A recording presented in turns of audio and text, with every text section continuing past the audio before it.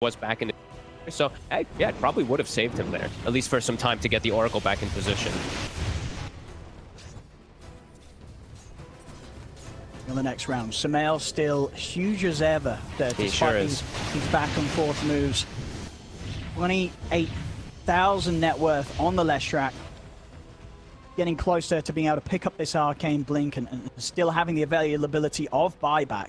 And No-Tail, he has no buyback. If he gets killed in this next fight, he's not going to be able to buy back and come back to join in like he's been trying to in the last few. So OG, it's a bit of a scary push for them. Even though they have Aegis left for 50 seconds, they're probably feeling a bit concerned to actually go for it here.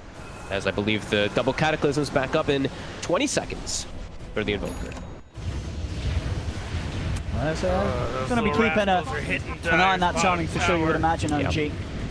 The question has to be, what are they going to do about it? I mean, when it comes to OG's heroes, we see Ti10 very much, he does have a pretty long reach in terms of who he can dive in and get on top of.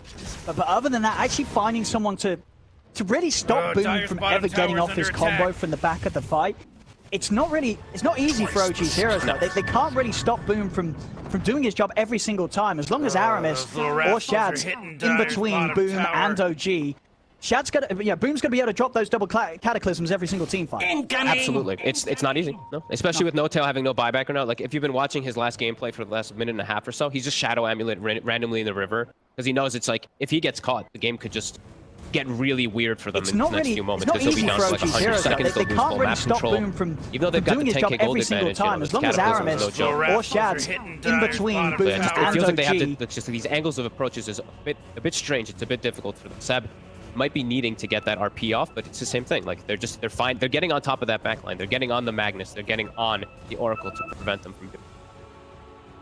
Still anybody's game, really. Absolutely. We see Ti10 now here in the late game.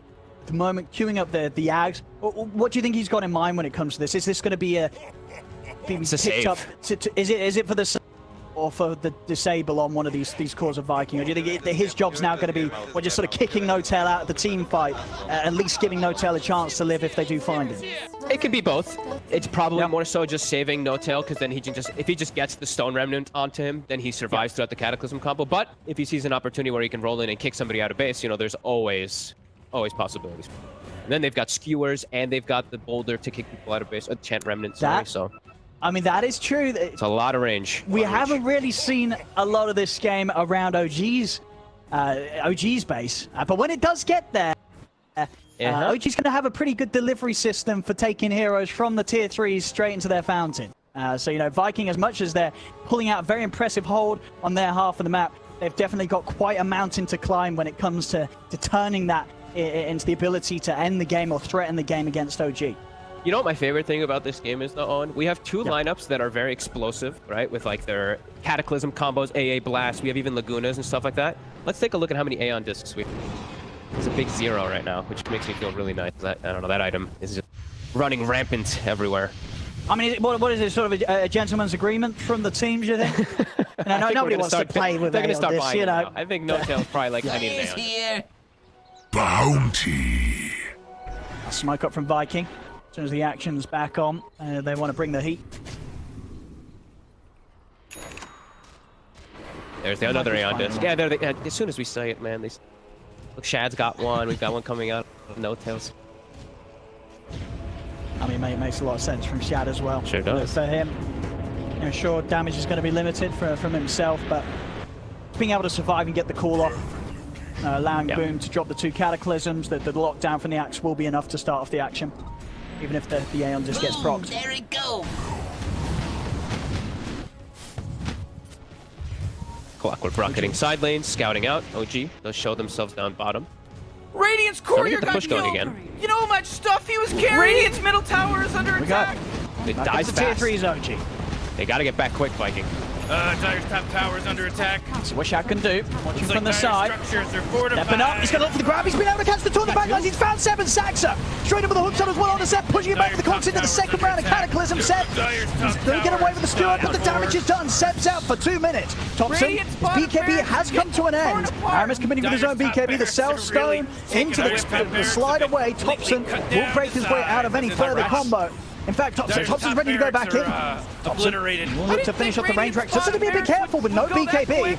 Jump forward, but the Hex is out onto Aramis. Sumail, he's in with the damage. Tornado holds out onto the two of them. Aramis still somehow alive. Will get the cogs off. Aramis has died, but he's been able to trap Sumail and Thompson. Thompson rolls out to the side. The cold feet kicks in. Sumail's been taken out. Thompson, another roll to get off to the side. Aramis not quite able to get the angle there with the hook shot. He's still trying to run away, Shad. He's going to blink up in a few seconds, but with the rolling thunder, Thompson will be able to continue to get out of there. They find Notel off to the side. Tornado in from Boom. They've caught the Oracle as Notel down for 100. Both him and Seb without the ability to buy back, as Viking only having to utilize the buyback of Aramis to hold OG off, as OG will be pushed back. They're not able to claim anything from the mid set of racks.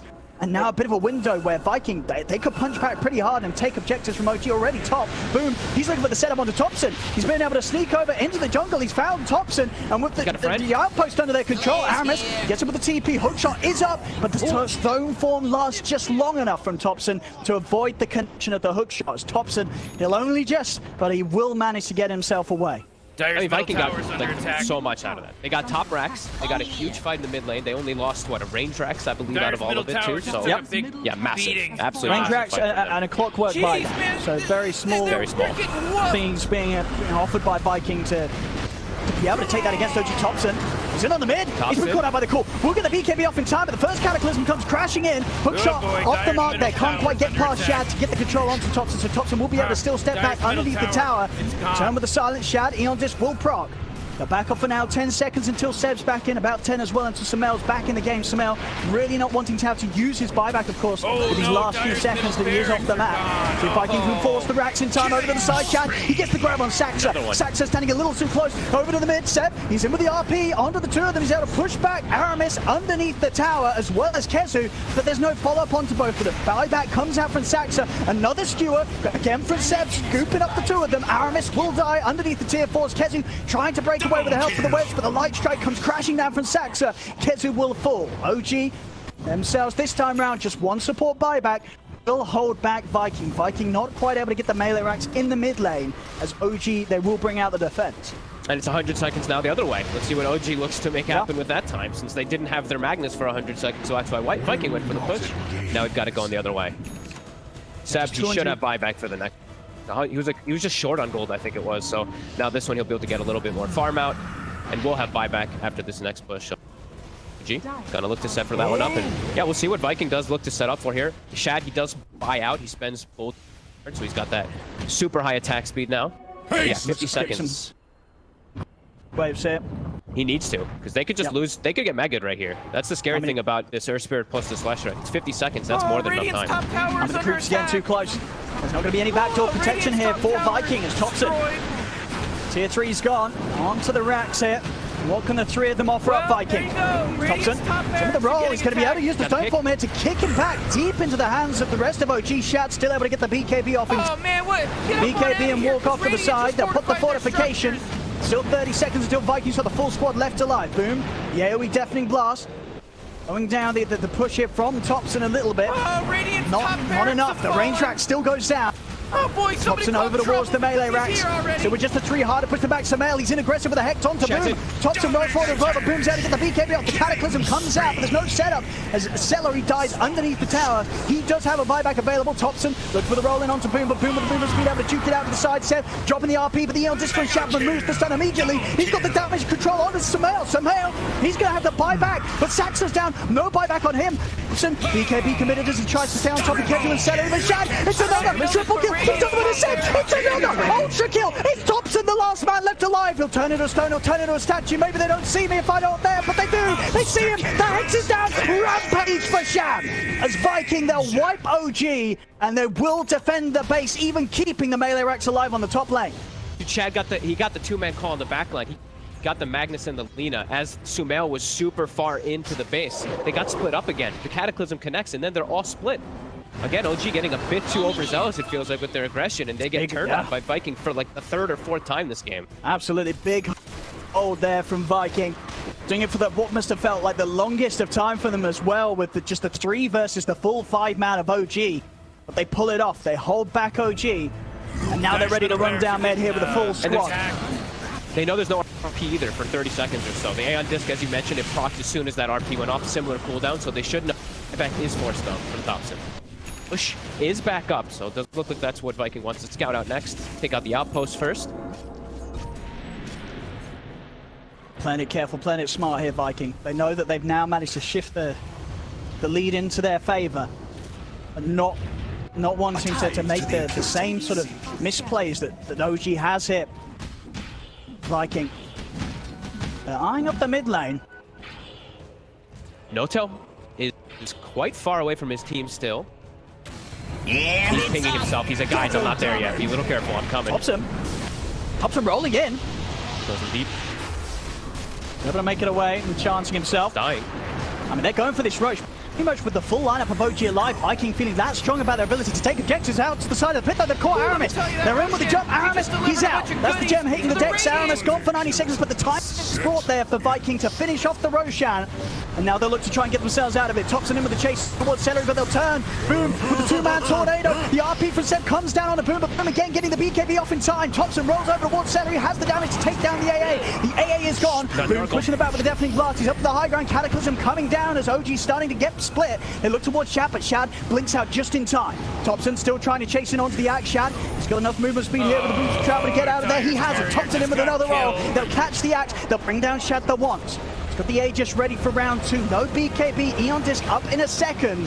Has Shad got any way out of this? The Hex comes out. Shad trying to run, but there's no help coming in for him. Shad will be left to die alone. Dire's middle tower is under attack.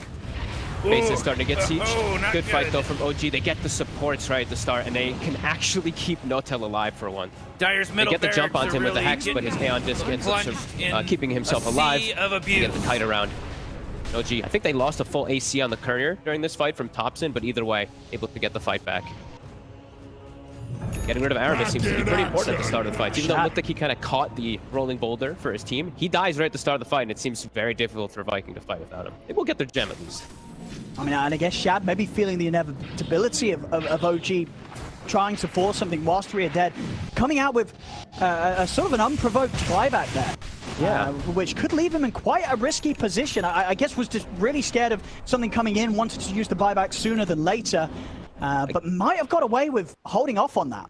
Yeah, I guess he just wanted to be able to buy back, use Manta, cut waves, right, with the shard and stuff like that. That's true. Yeah, it could end up hurting him for sure.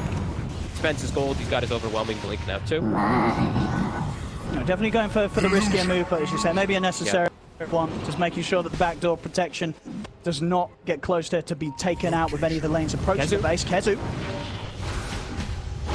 Get the jump in, there's got a Hex on the KheZu. He needs help, and he needs it now. Shout in for the call. He's able to get the call onto both Thompson and Samael. Seb. He's moving to get him with the RP, but the Hex comes out. KheZu's out. Buyback immediately from the Spider. And it's in with a hook shot onto Samael, but Samael's in with the BKB, starting to back off the Cataclysm. It comes crashing down onto Seb. Seb caught between the two Sunstrikes. As Seb's gone, Shad, another great call. Catches Samael, even catches Thompson here on the attempted rollout. Thompson still able to break away with a further rolling thunder. Shad running him down. Thompson going for the TP. Is there anything to cancel it? There isn't. Thompson makes it out in time, but it's 3 dead on OG. Samael and Seb. No buyback available. Both of their buybacks on cooldown for at least 3 minutes. A huge window now where Viking, they may just be able to take something big here away from OG.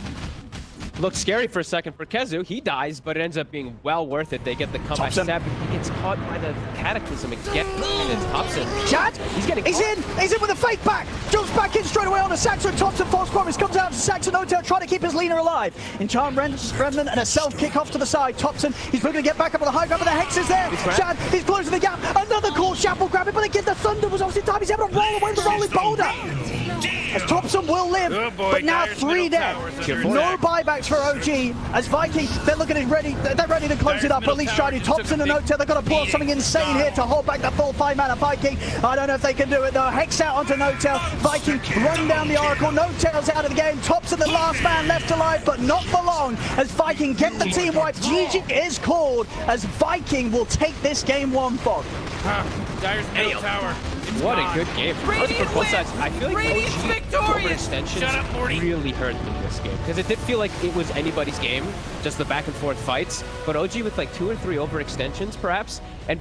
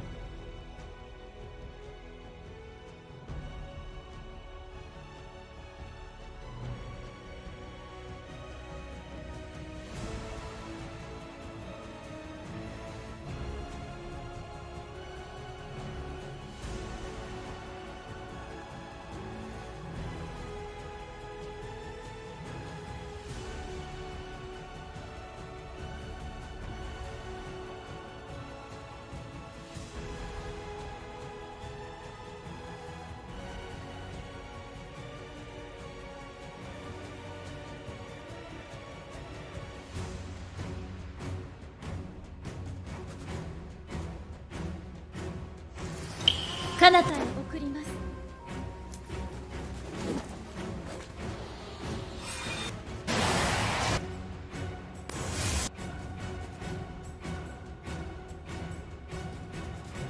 Hello, I'm Treasury Savage from T1 Dota 2 team.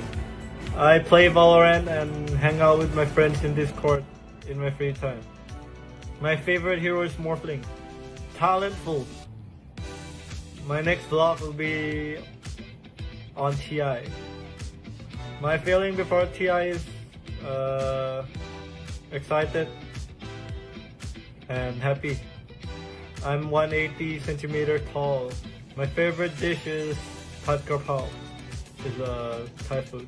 I watch K-drama a little bit, and my favorite K-drama is Goblin. My daily routine when I have the matches: wake up, eat breakfast, and then play one pub game, and then I'm ready to play the tournament. My favorite game other than Dota 2 is Valorant. My first video game I have ever played is Maple Story. I wanna save my money to buy a house with the ESL champion prize. Treasury Savage means the name is inspired by the rapper 21 Savage, and I like to listen to rap music. And my nickname is 3, so it has become Treasury Savage. Thank you for watching, guys.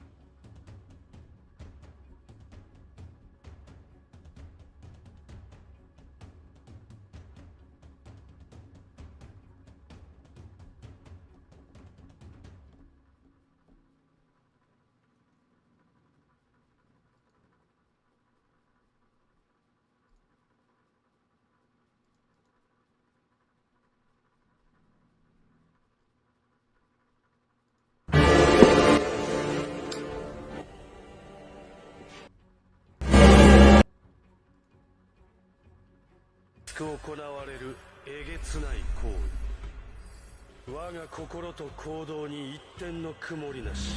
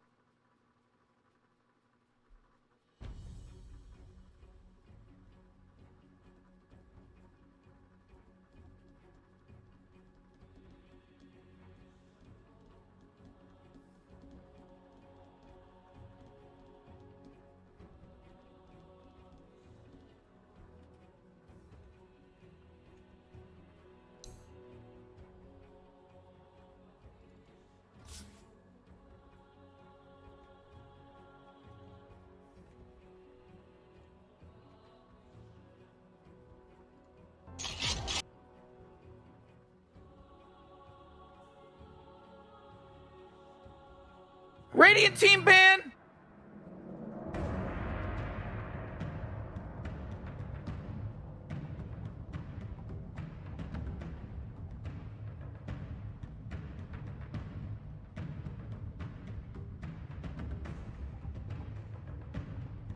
10 seconds to pick your hero, you moron. 5 seconds, Morty. It'll be fine. Entire team Two ban. heroes. Is that a clever thing to do? Because you know that your opponent's gonna adapt because they just lost. Is it a bit ballsy thing that they just go for the same thing again? I don't think so, because like they just played it in carry, right? Then they can play it in offlane. Like there's a lot of flexibility with this style of opening, and they also demonstrated that they have this kind of Rick, there's only discipline 10 factor. So seconds if they're left to not pick a changing hero. things, they're making OG change, and that's where Yeah, like it's 5 easier seconds to left kind of now. know what you're doing and react to your opponent than to also be kind of creating new ideas going into a second game. Like you're the one game lead. You don't have to be too left field with your second draft. I think the Axe is just OP at the moment. I feel like it's just too good, and we saw him in the last game. I mean, he didn't even play that well. He missed a ton of calls, but like the hero itself is just out of control. Ooh, Radiant team So ban. I personally feel like it's just a great opener. OG's opener, the 2-3, I think the Alchemist, it kind of just tells too much. And I feel like this Axe AA is just going to have a completely free lane down here bottom. Like Alchemist could even struggle, potentially. And they could still though change up that Alchemist and not have it be You Seb, really right? gotta pick a hero. I You mean, got it's 10 Seb normally seconds that left. plays it. Has been playing it most throughout the DP season. You better pick your hero. Well, Simeon 5 Thompson seconds. could take it as well. It is possible. I oftentimes think that in the 2-3, I think it's really great if you can take like Dragon Knight, for example, is a really popular hero because you can flex him between offlane and mid, and then you save your last pick as the second pick team to decide, okay, like, hey, do I want to pick a new offlaner that can crush the carry that they showed, or do I want to pick, a new mid that's going to be really great for the game? Like this game is versus AA, but I always think like, oh, this last pick Top Sun Pugna or last pick Bat Rider or something like that, Come like on, that Radiant can just team, you gotta really pick 'em take right. over. Can work well. I think okay, they go for Lina. The main thing with this, I just want to see it go offlane. You throw down the acid spray, you play your normal game of Dota, and you don't get too kind of carried away with what it becomes. Like you're playing into AA already, so you don't really want to play out carry because of course you run up yourself, you're going to get executed by AA ++1. So also Lion 10 Alchemist seconds to is such pick a your strong hero, lane, right? you We saw it during DPC moron. when was it season 1 or season 2 5 that was seconds, Morty. popularized. It'll be Either fine. way, it's like the idea that I think it was 1, right? Like you throw down the spray, you Radiant have this team line pick. who pretty much enables any offlaner to play there because you have the double stun. So yeah, I just want to see this be offlane duo already done. Speaking of season 1 of DPC, Puck makes an appearance. I know we also saw him in season 2. It's been a staple, but it is not really too much out of left field, Peter. You really gotta Puck pick a hero. You got always 10 fits in. You seconds mentioned, left. of course, Dragon Knight. You feel the same about Puck in terms of how he fits 5 in this seconds draft? left now. I think it's really nice to pick your mid hero after you see the 2 supports on the enemy team. And now that they see AA and Lina, they know that both of these heroes don't really have a good on, way Dire to deal team, with pick it- the pick it puck. good. And so as long as he dodges the axe call, he should be able to, go this like treads witchblade thing and just have tons of damage and really kind of like scale into the mid to late game. But Dragon Knight's a great pick, and they can put this in the off, like their lanes are so flexible. This DK Axe Oh, is man, just so Rick, meta, there's only right? 10 Like you can seconds put left to pick these a heroes hero. in. I mean, Axe isn't going to go mid, but DK could go mid, DK could go safe lane, You better DK pick your could go hero. off 5 lane. seconds. Axe can go off lane or safe lane. They'll just have to decide based on what they see here, which is OG's 18 pick. Oh, sorry, we actually had the picks the pick completely order, yeah. wrong, by the way. So it was Lion out first, Yeah. and then they When they picked said it, out. I was checking the bands. Like, oh, this is wrong. I'll wait for him to stop, and then I'll throw it in. But yeah, it's Yeah, I didn't Viking notice with last pick. until second phase. So they actually picked the Alchemist into Axe AA, which we'll see how it goes. But I mean, personally, I think AA is obviously a counter to Alchemist, Oh, right? Dire Yeah, team. I ban. mean, it's And a that's what- confident outpick. But that's why I think, like, in regards to offlane, like, I don't think these counters matter too much because the idea of the hero is still you're going to be the one tanking up the AA blast, opening up the game for everyone else. You're still playing your kind of farm war, so I think that's where they don't really care too much about it. Side based on what And they go for see the here, Medusa. which is You really gotta pick a OG's. hero. I You got 10 guess seconds left. with the nerfs to the hero could become a good Axe buy 5 because now seconds, you can Morty. rely It'll be more on fine. farming your Manta, your Butterfly +1 rather than going to Axe yourself. That could be an option, like second, third item Axe, but very hypothetical kind of strat right now. Whew, Yeah, maybe you Radiant do. team ban. I don't know. Alchemist is such a wild card hero for me. I feel like, can you play this hero as support? I'm not sure. All right. I did It play has it. been I'm not done. going to do a Brian here. Yeah. I'm not going to talk about my pubs, but technically speaking, no. With OG, it should just be the offlane. Let's not get carried away. All right. So then they're looking 10 for maybe seconds to a pick your no-tail hero you last, or moron. who I'd knows assume what. so, But yeah. I think Yeah, Viking GG is 5 in a seconds great left spot now. right now because they have an opportunity to last pick like a new offlaner that's really good against Medusa. I see Oh, dire team Darkseer. ban. I know it doesn't work that great with the Lina, but it could be. It's just really good versus Dusa in the game. Any other offlaners you like against Dusa? And they can always just do Dragon Knight Lina top. Dragon Knight can go early movement speed items to close the gap between him and Dusa. Get those Dragon Tails off. Oh man, Dusa's Rick, kind of a there's slow only 10 hero, so seconds that left could to work. pick a hero. I kind of like the idea of You need to pick a realistically hero. you need the 5 axe to be seconds. your offlane. I think in this situation, right? Because axe carrying to Medusa doesn't feel that great. So I'd actually argue they need to pick a better Why is carry. that? Why is that? Because I feel like during the major, teams would often be banning out Medusa when they had the axe, and also when axe jumps onto the Medusa, he doesn't 100 to 0 Oh, her. man, Maybe Rick, I'm there's wrong, but only like I've 10 not seconds seen left that to pick a hero. occur yet. So I feel like Medusa eventually becomes 5 too seconds, tanky for a Morty. carry It'll be axe to deal fine. with, unless feel you like- have the supporting cast with you. I feel like because Axe does pure damage, I feel like he doesn't care about the armor of Medusa, and I feel like he will like actually just maybe not 100 to 0, but like Yeah. with the AA blast with Lina follow up, like it might be enough. Okay. Well, we'll see. Hopefully, you know what? I kind of want to see the axe carry because I haven't seen it yet, but maybe into Medusa it has like an earlier timing to play for. Well, we have OG Yeah. with their bans kind of spreading their odds. They Dire still team ban out the pick. Kezu Broodmother, but they also removed the Drone Ranger just in case there was still going to be a different hero for Shad coming out. With the Undying and the Abaddon removed for Viking, which are typical no-tail heroes. Well, I have a 5-head drafting thing Okay. here.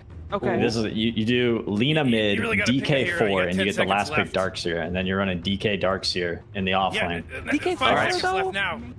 Yeah, it's fine. Yeah. It's fine. It's Okay. not The it's not sun's good. ideal, but I mean, All it's right, but fine. let's be honest. So how many DK offlanes soon become supports because they do one too many bad blinks? I like it. You know, It's I'm not opposed it's, to it. It's not bad, and yeah, it just needs to be useful in the lane because the Darkseer, like this hero destroys Medusa, as I see it. So like you can just completely like Darkseer Radiant plus team Axe as pick. well. Could be a nice combo. And I they know go for this look. Kezu does like the Darkseer as well. So. He does. And we got Clockwork coming out for OG, and I think a lot of people will be remembering Saxa's Clockwork during the DPC, absolutely carrying his team to 10 victory seconds to pick your hero, during you the season. So moron. looking forward to seeing that, because that level of play, I mean, you Aramis better obviously pick played your really good hero, clock in the 5 previous seconds. game, but now the shoe's on the other foot. And look, do with that. It's, we know. Are you sure he it's needs to get not? the Are you sure it's skills. not? Are you sure it's It's not probably no-tail? 5. Yeah, it's probably 5. Well, Are yeah, you well, sure maybe it's play not? it, I mean, it's Saxa clock. How could you deny him the clock? but you need the lanes, Shiva. You need the melee hero to body for the ranged carry. It depends Medusa. on your well, they team, can right? they can switch up. Yeah, certain teams will swap their lanes, other teams won't. I haven't Sure. seen no-tail play in the offlane very often. That's if, true. Like, ever. So, That's true. but you're right, like, Saxa does play an amazing Clockwork. It is kind of a signature hero for him and OG's team. Like, they always succeed well when Saxa's on this hero, so maybe it is a good idea just for Saxa to play the Clockwork in the safe lane with the Medusa. They could also just do, like, Lion Medusa safe lane and run the Clock Axe off lane and Clock pulls waves, but that sounds very inferior. Yeah, you kind of like with the Alk, you need the with the Alk, you need to have that hero to bully with the acid spray. So I think right Yeah. now the lanes are kind of set, right? Clocks with Medusa, Puck mid, Outline. That's why Viking right now. Choose your hero. They go for a Kezu. Ooh, Venom What do they do? answer. Venomancer. Okay. Venom, yeah. 2 games in a row, their last pick just makes me go, ugh, you know? Ugh, I don't Well, know. It's good, but- it's not too bad against Puck, right? And it's okay. They have relatively slow heroes in Alchemist and Dusa, so even more slow can be nice. We'll see if he's able to establish like an area of the map and claim it as his. But Clockwork and Puck are pretty all right versus Venomancer, I would say, in the It game. is a DK position for Peter, so you were right with that one. Holy. It is also a Damn. Saxa Lion. So you were also right with that one with no-till still going on to the clockwork. Should have picked Darkseer instead, though. You really got to pick a hero. If you're gonna put the DK on the position 4 anyway, you know, Masarap ba sa feeling? Magi pala. but quick thoughts on who you guys are gonna think is gonna take. Tapos wala ka matulong, umiinom ka pa, tapos I'll nagdadala go ka with pa ng OG tropa mo sa just because bahay. I'm not too happy with the idea of Axon to Medusa carry, and I think that Masarap ba sa feeling? Dono might have a Magi great pala, time masarap din. playing aggressive and like owning jungle like Brood, but it doesn't have the same effect as a Brood. It's not going to like have consistent presence within the game. So yeah, I think OG is going to eventually get this win on their side. Yeah, I'm going to be watching the mid lane, Topsun versus Boom. This Lina Puck matchup can go both ways. If there's good rotations from OG, Lina can feed. Puck can kind of struggle if he's left alone to play versus Lina. But I like OG. I think they have more playmaking opportunities, and I think Topsun can have a really, really impactful game on Puck with the DK being shifted to position 4. And are they gonna play faster than previous game? No, I don't think so. I think they're going to hang out and chill. They've got Dusa and Alchemist, so they're happy to go late, and we'll have another brawl back and forth, most likely, which is what everybody wants to see anyways. I definitely want to see that, and I'm down. I know everybody in chat wants to see that, and I know our two commentary our commentary team would love to see that too. It's Odie Pixel and Fog. Take it away. Thank you very much, Shiva, and a big welcome back, ladies and gentlemen, to Game 2. I'm sure you're all still here after that Game 1 extravaganza between the two of them. Viking, of course, able to come out on top at the end of the day. Fog, what do you make of what we're seeing from this this second game? A bit of a switch up, you know, very much OG, as Peter said, sort of stepping into a bit of a different realm where it comes to the timings they'll be hitting, this Dusa, this Alchemist coming out, and Viking, the curveball that PPD did predict, coming out, Aramis on the support DK. I mean, is this something you've been seeing? Is this strong? Where does the strength lie in this? And is this something Viking planned as soon as it was picked, or is this a response to what OG came out instead? I think they probably just started deviating, started adjusting quickly based off what you see inside the draft. I think this is something people have been theory crafting for a while, ever since the DK got buffed, the Dragon Tail at level 1, just how much stronger it is. So I'm glad they went for it. I liked Peter's suggestion a bit better, though. I did like the Darkseer, especially because it's Kezu's hero. It's Aura Buyer, which is always good versus like your Puck and stuff like that. And of course, you're versus Dusa. So I'm curious to see what he's going to do as the Veno. I feel like it's similar style of Aura buying and like claiming an area and controlling, but Darkseer just, it gets to that, you scale. You're going to scale infinitely because Deuce is going to scale infinitely, but this is the approach they went for. And we'll see if it does end up working with the 4-position DK, because the other thing is too, I think that's where it makes the Puck a lot better, because sure, looks like a little bit of a, like not a hard Puck game, but an annoying one when you're playing versus DK, but now that it's a 4-position, I feel like you just open up opportunity for Topsun to kind of pop off in the game. Around this rune already, OG Who's on the that high blowing the ground. horn? Can somebody stop Catch out blowing that Viking, horn? but not going to be the case. Viking caught underneath the trap here of OG. The lanes take place. Once again, Shad and Celery starting down on the bottom half of the Axe AA combo. Well, I would imagine No-Tail is going to head up to the top lane pretty shortly. Yeah. It's a bit of harassment here onto Celery as two of them make it to the lane. Look at all the wards too placed down. 4 kind of wards placed out from OG in the bottom side. Just checking high ground to see if the lane, they're going to do some type of like lane dodging, I think, is that what they're trying to scout out here. And then also just blocking off camps that we know will probably get stacked up from either the A or Lina. Let's see how Shad does bottom. This time he does buy that Ring of Protection that we did mention about him missing the last game for the lane. He needs it versus Acid Spray because he's down to that negative if he doesn't have it. So now he's at 0 when he's under Acid Spray with the Ring of Protection. And when it comes to what he's facing, you think in this game, Axe against Lion and Alk, it's not quite as threatening for the Axe as the Lina Magnus was last game? Not as threatening in lane, no. I think that Chad should be able to get quite a bit more farm out. No, because they can actually harass properly versus like the Lion. You just hunger the Lion and then the AA is able to harass. And now it's Accept is just a walking aspect, which you can avoid. You can step out of. You know, shockwaves and these constant spams from Light Strike arrays, quite a bit different. Over to the mid lane. PPD said he's going to have his eyes on this matchup. Yes. Lina, Puck can go both ways. Boom versus Topsun. I mean, what do you expect out of this? Do you sort of pit either of these as the favorite to win in this matchup?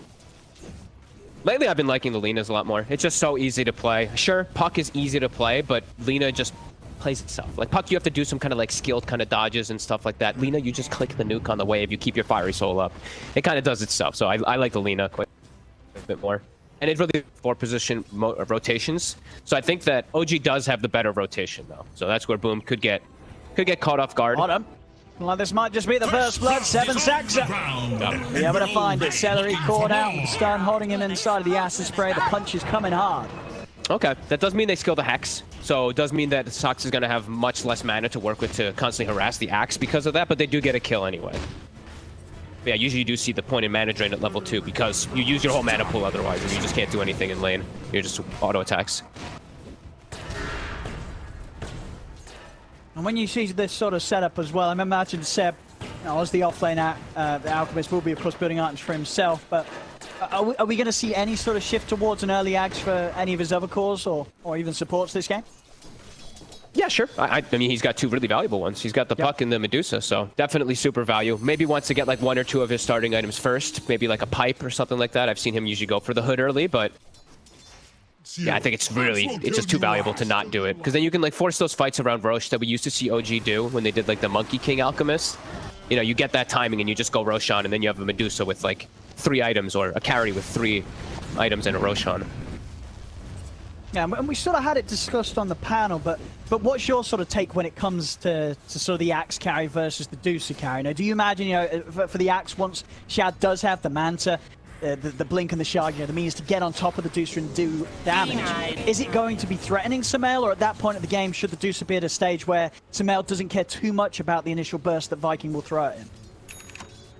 I think the pure damage might be decent. The one thing that changes my Tide instantly is there's a Lion in the game. So if he does pop the Manta, there's just like, you can just mana drain, and then the whole entire, like most of the aggression that comes up from the Axe Manta, it just dies instantly. Those 2 illusions just instantly die when the Lion does get the shard online, which we know Sox is going to do eventually. So I think it's an easier game for OG, for the Medusa to carry. Sure. Like, you do see this as 2 drafts that, you know, at a certain point, you know, Sumail's had a good game. It was Restore's last match. He keeps himself at the top of the net worth. This Deucer could be the be-all, end-all in this. Absolutely. I don't know what the Venomancer and DK are supposed to do to slow her down, really. Because he's got a Clockwork behind him as this Medusa, so you've got, like, no threat, really. The DK shouldn't, in theory, be able to get up to you and get a stun and get all like, these Veno Gales. You should be able to just get your free farm on Medusa and then get stacks. So, yeah, it looks like a pretty good game for Sumail, I'd say. So far, lane-wise, not really losing out too much. This is that mid lane where Boom has about a wave or 2 edge, actually, on the CS of Topson. So definitely coming out of top so far, the 1v1. We had that probably a little bit quicker than that of Topson. It leads them any chance to get aggressive. 2 of them, I guess when it comes to catch for Topson, it is going to be a little tricky. Topson not having too many threats that he's going to have to jump about in the team fights. Thompson did steal away a bounty rune, though, so he might be 8 last hits behind, but he did steal the one on the left side from Boom. About to be 6, but Boom gets the 6 first, and Thompson gets hit by the stun. He does. We'll get the silence off onto Boom, but Thompson, he's got to be careful. Jaunting, not too far away, that he's still underneath that light strike array. We'll see up top, no tail. Trying to get in with the chase down on Kezu, but a Dragon Tail stun from Aramis will hold back the clock. Try and turn it. The snake bounce is not going to quite clip onto Kezu, so Kezu will be fine. You know what's wild is Boom put an extra point in stun when Thompson was coming in, because he's like, no, he's gonna make this mistake. If he had Laguna, like, he potentially gets the kill on the Puck there. Yeah, for sure. I think we would have seen him sort of posture aggressively and try and chase Thompson back up to the high ground. No doubt about it. And we're still seeing Shad get off to a slow start anyway. Not as slow as the first game, but still getting slowed down from that Alkin line a lot. And we are already seeing the move from Celery, heads up to top. They've got the stack started. And they're going to do the same strategy they did in the first game. Leave Shad alone, and then just look to pressure the carry, the Sumail. Thanks. You do see Saksa taking opportunity, though. Since he sees bottom, they've moved. He makes the way toward mid. Ooh, Dire! He's coming in. Them, their structures. Good work. Not enough burst to take down Boom underneath the tower. They don't. It's going to be more than okay here with the backup from Aramis coming in and stopping OG throwing anything else onto Boom. A little worried for him. He didn't I don't think he had a raindrop on him either. I thought perhaps he could get burst down, but holding his ground nicely. Good TP from Aramis, and they continue to stack. And Chad continues to get that farm. We do see, I think, the stack starting from OG pretty soon. I'm actually not seeing stacks from OG just yet. I was going to say, I hope that they do have some stacks with this Alchemist anyway. Even though he's having such a good time bottom, you always want that extra enabling factor. So we do see Aramis starting to get some scouting. Walks in with his tranquil boots as the DK, gets a deep ward down. Was spotted by OG though. But they'll keep tabs on those.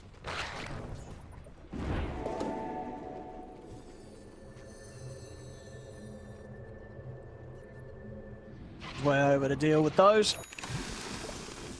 It's so good on oh, he doesn't do the pull in between. Okay, maybe waiting for his level 6. But I was gonna say it's so good on Dire because you can pull those two camps that we're seeing tops and sorry, we'll talk about it afterwards.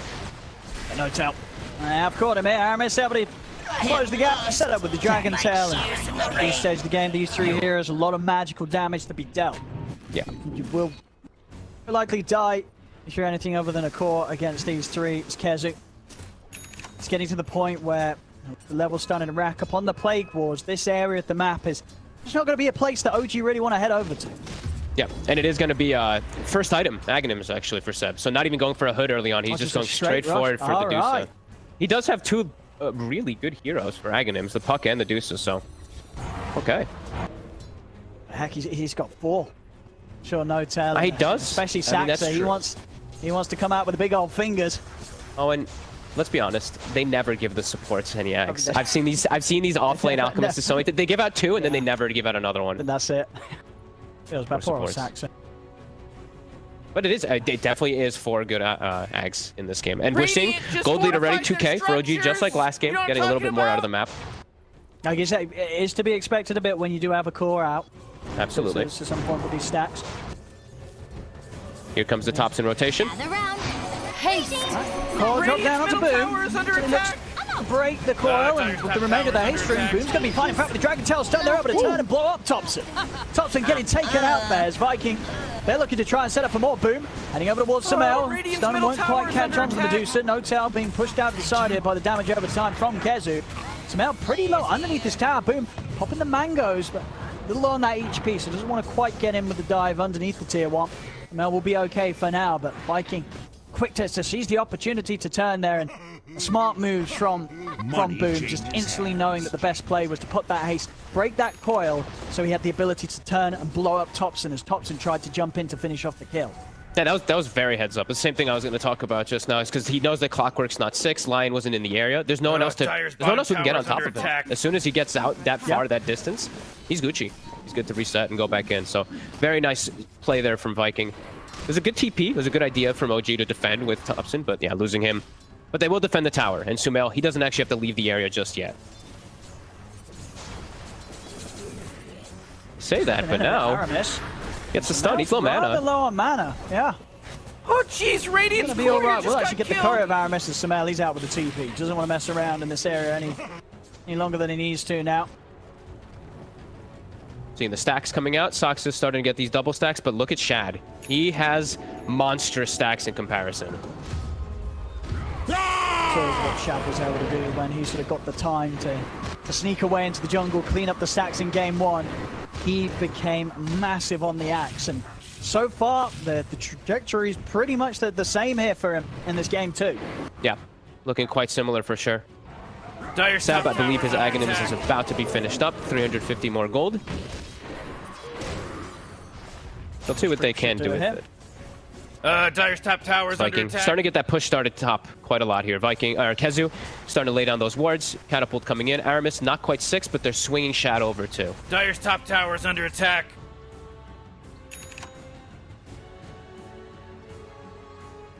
Oh, Radiant's bottom tower is under attack. Going Dire's down top within the next few seconds, and yeah, No-Tail knows it. No looking to hold on to it. In fact, already Kezu moving away from the top. They're setting up for mid too. Yeah, they still have their siege creep. Pressure on fast. Dire's top tower is under attack. Dire's top tower is they're playing it speedy. They're against this out. They're against this Medusa. Viking making sure that they really do keep the pressure onto OG. And they should. Especially in a game where Seb has gone for the straight axe first. They know that this hero, on his own, Seb, he's going to be very vulnerable if any action does kick off. He's going to have nothing to protect himself. No. He's pretty hard countered in the game anyway, right? He is versus that AA. He is versus Venomancer. He's versus Axe. It's so many different lethal damage points that would kill the Alk anyway. So he does have the Axe finish, and they did scout it. Kezu was right in front of him in the mid lane. Kezu nearly has his Spirit Vessel done. Spirit Vessel done too, so lots of different damage. And there it is. So Sumail, free Axe given, Dragonlance too, and top of that net worth. It is a good bit of boost to the tank ability of Sumail. Already 11 minutes in, 6 HP, 1200 mana. Radiant's bottom He's tower not is going to under die attack. instantly in the fights, even if they do get a jump. Force field leads me to Will believe have that the chance Dire to just react. fortified their structure. And it really is just so early to have Oh, an Radiant's bottom tower is under attack. It's out. Dire's middle tower is under Kezu, but attack. not quite with any. He did have a mango, but not wanting to pop it initially to try and push Kezu back. Going to drop the Lagoon onto No-Tail. No-Tail, he's actually going to end up going down. Boom has the reach. Another one. He's taken down, and now with the set him on to Seb. The Ice Blast coming in as well. Seb. He's got back, but in fact with the finger of Sax, they're able to blow up Aramis. Seb will end up still going down. Inco will be dropped there, but Viking, they're able to step out straight to the side. Thompson, he's caught by the stun. He punches in from Boom. Still looking to scout up to the high ground here, but Thompson won't jaunt forward aggressively. It's Viking, sure they lose Aramis, but they get 2 heroes for it. Taking the favorable trade here, Viking around the mid lane. And Shad is just chilling top. That was a 4v5 fight that Viking was doing, and they do come out ahead of it anyway. Plus having the Axe farming on the other side of the map, so perfect move there from Viking. And I feel like that's how we'll see Seb. That's going to be Seb 90% of this game, I feel. Just getting completely deleted by AA Blast every single time. So looks like he's queuing up Force Staff, just trying to reposition people to get out of those blasts. I think it'll be a pretty nice choice. Silence! Playing for time and space for Samael. Very much looking to put this game on the shoulders of the Medusa. Get everything they can to buff up and protect him at all costs. Make sure that any jump, any fight the Viking try and enter into, Samael will survive through the initial onslaught and will be able to eventually turn and take down the remaining members of Viking after they've made the jump. He's got his work cut out for him, though. It really is just going to feel like they only effectively have 3 heroes on the side of OG, right? Like, the way that's going to start coming down quickly, Viking is going to scale on 3 heroes quite nicely. OG, they're only going to really scale on like 1 or 2. So we'll see what they're going to be able to do with this big Medusa if they're going to be able to rally around Sumail. Chad, star pretty much done. Considering that how game 1 went, I think this is even quicker than game 1. I think so, yeah. Just getting that little bit more space and stack preparation for No-Tail in the river. It's going to set up for the coil to come in, but the Ice Blast in return straight down onto No-Tail. No-Tail will fall. Boom, able to get the Laguna off before he dies. So Thompson will tick down pretty low into the Battle Hunger. And the damage from the vessel. The Stone Gaze comes out, but Kezu is able to turn over to the side. Good body blocks hit for the illusions of No-Tail. Will stop Kezu from being able to escape. 2 for 2 though. Viking, they may lose the 2 cores, but are able to bring down Thompson with it. And this time it's big for OG, where sure, they lose Thompson, but in the meanwhile, Soxa is just farming top, has finished up a Blink Dagger, and No-Tail with that aggressive hookshot does end up really nicely. 2 cores for the 1. Oh boy, Dire's middle tower is under attack. Miss. Elder Dragon form here to put pressure onto mid. Not quite wanting to set up on him yet. No-Tail's hookshot back up in a few seconds, as well as the finger. So first potential is once again online here for OG if they see a chance mid. Vikings got to be sure to be getting quite a bit out of the map. If they are going to be looking to go for these pushes mid, and they are going to be like kind of losing even like 2 heroes, they have to get so much more out of the map. Because you know, like we said, you're only playing versus really like 3 OG heroes. If you're losing fights at this point, it's going to get scary when this Medusa does get big. So I like what Shad's doing. He's still looking to play his own game, just splitting up the map, sending the illusions out to cut waves. Same thing for Kezu, still trying to get as much farm as possible.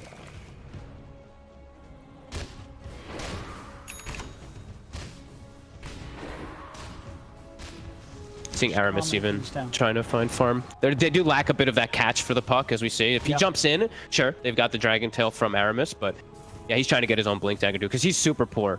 2,800 net worth to the 4,400 of the Lion, and Sox has got Blink already done, so. I guess this is one of the things about the support DK, that if things do start to slow down, the action's not there, you're not going to have an easy time really picking up the farm, grabbing the goal. No. To keep up with the rest of the game, really. No, you're never really gonna level your breathe fire much as these 4-position DKs, unless you have some like outrageous start where you're super over leveled. This is this build you're gonna have. So you don't have a farming mechanic. You're just a stun and you're just kind of tanky. You're just a damage reduction with your breathe fire inside team fight, so you throw that onto the Medusa. A lot slower of a game though. 6-4, 16 minutes. I think last game we had like 11-11 around like the 20-something minute mark, but kind of expected when we had this Alchemist Medusa draft.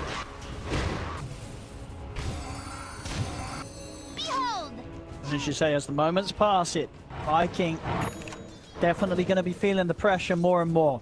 Mel, Manta done. I'll be seeing this Medusa, slowly progress and stay far ahead of anyone else in the game. Ad's going to have to hit something big here once he gets the Blink and Shard done. And the Blink Dagger nearly is there for the Axe. It's all just going to be a test for Viking here. Are they going to hit this timing where they can bring a fight to Sumail before Sumail's prepared for it mid? Catch on to Aramis. Sumail joining forces here with the rest of them. Fingers out from Saxa, and that's Aramis down. It's definitely proving to have a bit of a tough time to just find the space to achieve much at all right now. Saxa on to support DK, and now the dive hit from Thompson. With the coil onto KheZu and boom, no tell. Trying to step up, no hook shot, of course, still on cooldown for 30 seconds. And, looks like No Tail's going to get baited in a little bit there by Thompson's Stream Coil. Ends up stepping under the tier 1 tower, and Viking easily dispatch of him. Poor No Tail. He gets baited by Thompson a lot. He does. I just gotta say it. Like that, we saw it last game happen like 3 times where he's like, Thompson, I got your back, and then he just dies. Continue to get those stacks going. They force all of Viking toward the mid lane with that push, even though they lose No Tail. They get the map, you know, all focused there, and Sumail will continue to get that farm. The jungle has Seb works on some more stacks, and he is going to go for pipe after having this force Seth done, so he's still getting quite a lot of growth. Yeah, and he's not necessarily going to pull over straight away after the Ice Blast connects to the middle of the team fight. Talk about team fights kicking off right now over to the mid. They get the jump in onto Celery. Over towards Aramis as well. Aramis trying to get away here. The right clicks from Sumail along with the snake. It's enough. 2 quick kills here for OG, and now looking for more. Saxa the head Shad's trying to come over the counter, but he gets pulled onto Saxa. Sumail's charging him with the Stone Gaze. Boom having to put the BKB to get out of the side. Thompson jumping in. He's actually going to jump into his death. Boom's able to turn with a right click, take him out. Shad's still alive, forcing back Saxa with the battle hunger. Saxa trying to hide in the trees. Shad, can he quite find him? Force off to the side. Saxa, he'll break himself away, but Shad's able to get in with the battle hunger again. Burns down Saxa. They're respawning. He might not be done yet. He's maybe looking for the opportunity to jump for more. He's going to have the blink up in a few seconds. He's not going to chase up to the high ground. Sumail and Seb will make it away. Shad turning up for sort of the first bit of action that he's been able to get involved in, and we'll be able to have a solid kickback there against OG. They got out with their cores, right? Yeah, Boom got away as well as that actually ended up being pretty damn good for Viking. Yeah, keep the tower alive, they keep the cores alive too. Yeah, that ends up working out nicely, and KheZu gets the last touch. I think actually Boom got the last touch onto Thompson too. So did Thompson. I mean, he really wanted to get Boom. Boom was so low. So Thompson aggressive. Jumping in for that. You know, he very much was playing for the play. I mean, he knew he was dead. He was going to die going in that aggressive, but of course was hoping to try and bring down Boom with him. Wasn't to be the case. Yeah, Boom able to just break his way around the tree line. Can't quite find the last hit. Boom, he can. And this is all pre-shard, right? That's the important thing that I look at least for Shad, is that's true. He's about to have it now in the next 2 seconds. He's about to have that picked up, so his damage is going to skyrocket in the next few fights. And we also do